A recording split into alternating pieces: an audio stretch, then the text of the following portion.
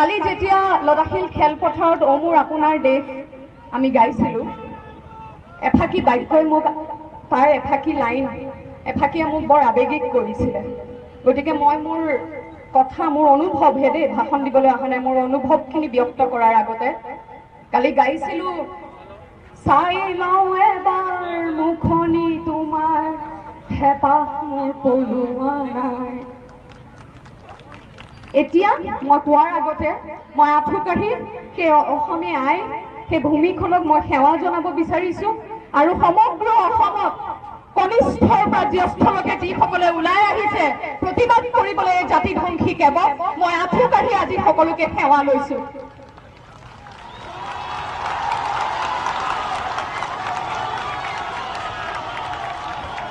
প্ৰতিবাদ ঘেৰ কৰিলোঁ।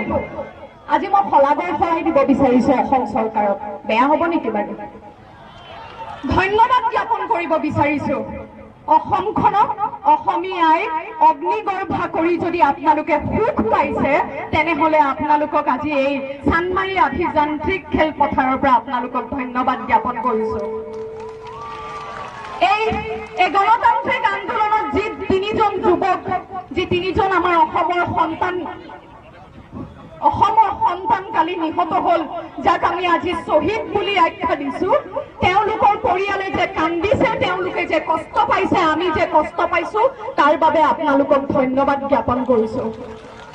এজন ককাইদেৱে কৰ্মফলক বৰ বিশ্বাস কৰে, তেনেহ'লে আজি এই খেলপথাৰৰ পৰা কৈছোঁ, এই যি কৰ্ম আপোনালোকে কৰিছে নহয় জাতি বিৰোধী, তাৰ কৰ্মৰ ফল কিন্তু আপোনালোকে ভুগিব। আপোনালোক যেতিয়ালৈকে জীয়াই থাকিব আমিও জীয়াই থাকিম। আপুনি যদি দুৰ্গা পূজা কৰে, নৱৰাত্ৰি পালন কৰে, এই বিষয়া পৰিয়ালেও কৰে। আজি এই বিষয়া পৰিয়ালৰ কন্যা বৰষাৰাণী বিষয়াই কৈছে এই কৰ্মফল আপোনালোকে ভুগিব লাগিব আৰু আমি নিজ চকুৰে সমূহ অসমবাসীয়ে চাম এই কৰ্মফল ভোগা। ধন্যবাদ জ্ঞাপন কৰিব খুজিছোঁ, কিয় জানেনে? উজান বজাৰৰ পৰা যিটো ৰাস্তাইদি লতাশিল খেলপথাৰত ফ্ৰক পিন্ধি মায়ে দুডাল বেনি গাঁঠি দিয়ে, দৌৰি দৌৰি যাওঁ ভোগালী বিহুৰ খেল আৰু ৰঙালী বিহুৰ খেলত অংশগ্ৰহণ কৰিবলৈ। কালি যাওঁতে মোৰ লগত কেইবাজনো এদল ওলাইছিল উজান বজাৰ খাৰঘুলিৰ যুৱক, ইছলামপট্টিৰ আমাৰ ভাইসকল যুৱকসকল ওলাইছিলে। ব্লু মুন হোটেলৰ ওচৰত অসম আৰক্ষীয়ে খেদি আহিছিল লাঠি চাৰ্জ কৰিবলৈ, টিয়াৰ গেছ মাৰিছে, ব্লেংক ফায়াৰ কৰিছে, মাৰিবলৈ খেদি আহিছিল, গোটেই সোপা লৰ মাৰিলে। মোক হয়তো চিনি পাইছিল অসমীয়া অভিনেত্ৰী বৰষাৰাণী বিষয়া, মোক নেমাৰিলে, মোৰ কাষেদি পাৰ হৈ গ'ল। হঠাৎ মোৰ ভয় লাগিছিল, অলপ ভয় লাগিছিল, দুখ লাগিছিল, ভাবি কি জানেনে? অসমখনক যেন কাশ্মীৰলৈ পৰিৱৰ্তিত কৰিবলৈ লৈছে, নিদিও অসমক কাশ্মীৰ বনাবলৈ। সেইকাৰণে কাইলৈ কাৰফিউ উঠৰাই, সান্ধ্য আইন উঠৰাই গৈছিলোঁ।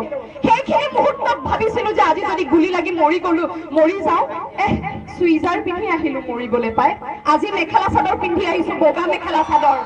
সৰু সৰু ল'ৰা ছোৱালী গুলিয়াব, মোক গুলিয়াওক, আহক মোক গুলিয়াই বীৰত্ব দেখাওক।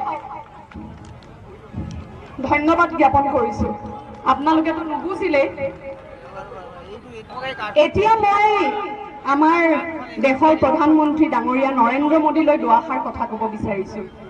অসমীয়াত ক'লে নুবুজে তেখেতে, মিছা কথা। যদি নেশ্যনেল মিডিয়া আছে নেকি ইয়াতে?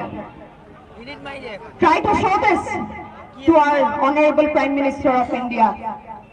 माननीय प्रधानमंत्री नरेंद्र मोदी जी, आपको शायद लगता है कि आसाम वासी मूर्ख हैं, ये तो पागल है, आंदोलन कर रहे हैं, इनको कैब के बारे में समझ में नहीं आ रहा है। हाँ, हम लोग भात खाते हैं इसीलिए हमको भोटुआ बोलते हैं, लेकिन दिमाग है हमारे पास। हमें एक बात समझ में नहीं आ रहा है कि विदेशियों को आप लोग हिंदू मुसलमान में भेदाभेद कैसे कर सकते हैं। अमित शाह जी ने उस दिन बोला